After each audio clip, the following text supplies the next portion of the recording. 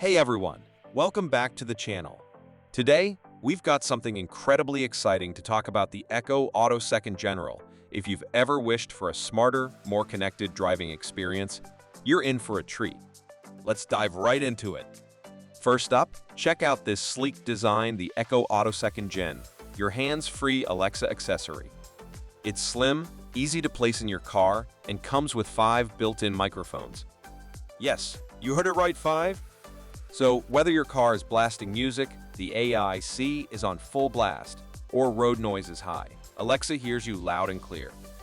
Ask Alexa to stream your favorite playlists from Amazon Music, Apple Music, Spotify, and more. Oh, and the Follow Me music feature? It's a game changer. It seamlessly resumes your media playback, so you never miss a beat. But that's not all. You can make calls, reply to texts, and even drop in on Alexa-enabled devices at home, all with just your voice. And here's the cool part. Use the VIP filter in the Alexa app to choose which messages and notifications you want to hear. It's like having your own personal assistant on the road. Need some entertainment? Echo Auto has you covered. Binge on a hot new podcast, catch up on the latest news, or enjoy best-selling Audible books all hands-free.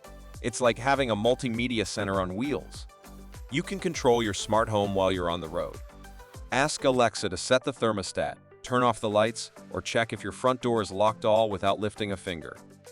It's the future, right in your car. Now, I know what you're thinking. What about privacy? Echo Auto is designed with your privacy in mind.